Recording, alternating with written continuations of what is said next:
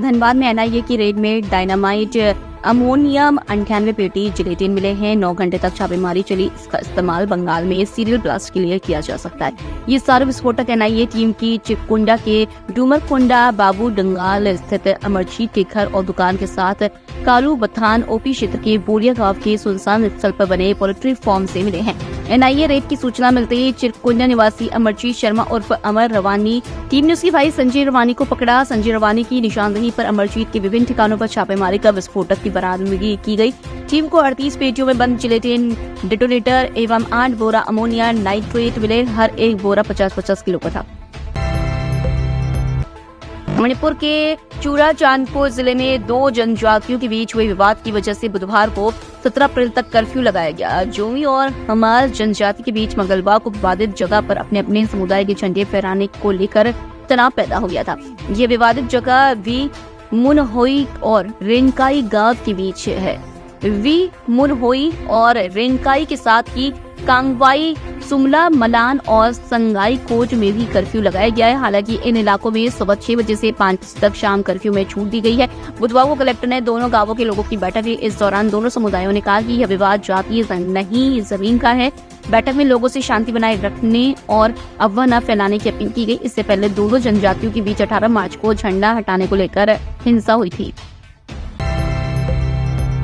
Supreme court ने केंद्र सरकार को निर्देश दिया है कि वह 3 महीने के भीतर पैक्ड फूड पर चेतावनी वाली लेबलिंग को लेकर नए नियम बनाए। कोर्ट ने ये आदेश एक पीआईएल पर सुनवाई के दौरान दिया। इसमें मांग की गई थी कि हर पैक्ड फूड की चीज पर फ्रंट पर साफ चेतावनी दी जाए। इससे लोग यह जान सके कि उस चीज में कितना शुगर, नमक या हानिकारक फैट है। कोर्ट ने आदेश दिया कि यह समिति जल्दी से जल्द रिपोर्ट तैयार करे ताकि उसके आधार पर FSSAI लेबलिंग नियमों में संशोधन किया जा सके।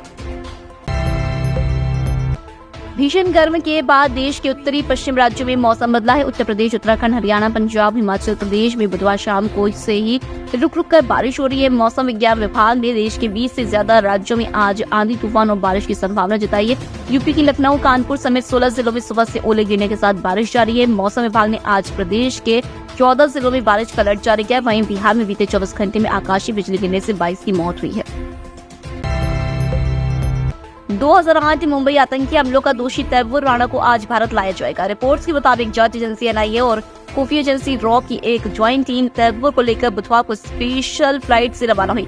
फ्लाइट आज दोपहर दिल्ली एयरपोर्ट पर लैंड होगी। यहां से तैमूर को गिरफ्तार कर एनआईए हेडक्वार्टर ले जाया जाएगा। तैमूर ने भारत आने से बचने के लिए अमेरिकी सुप्रीम कोर्ट याचिका दायर की थी, जिसे खारिज कर दिया गया था।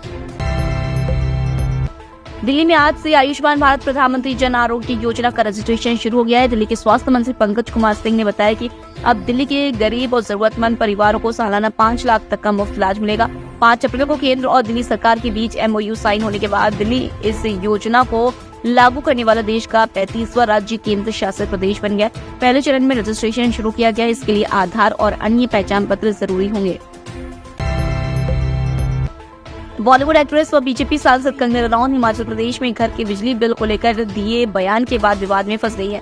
उन्होंने एक जनसभा में कहा था कि जिस घर में वह रहती भी नहीं, वहां सरकार ने 1 लाख रुपए का बिल भेज दिया। इस पर अब प्रदेश के बिजली बोर्ड के अधिकारी सामने आए हैं। उन्होंने कहा है कि कंगना बिजली बिल की अवधि और अमाउंट को लेकर झूठ बोल रही है। उल्टा वह बिल ही नहीं भरती, इसके अलावा लोड से ज्यादा बिजली भी यूज कर रही है।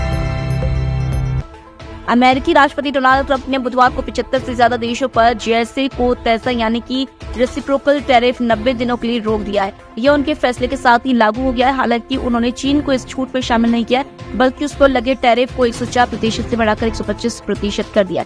ट्रंप ने यह कार्रवाई चीन की तरफ से लगाए गए जवाबी 84% टैरिफ के बाद की। राष्ट्रपति इमैनुअल मैक्रों ने कहा है कि फ्रांस कुछ समय में फिलिस्तीन को अलग देश के तौर पर मान्यता दे सकता है। फ्रेंच प्रेसिडेंट ने बुधवार को एक इंटरव्यू में बताया कि उनका मकसद इजराइल फिलिस्तीन संघर्ष को अंतिम रूप देना है।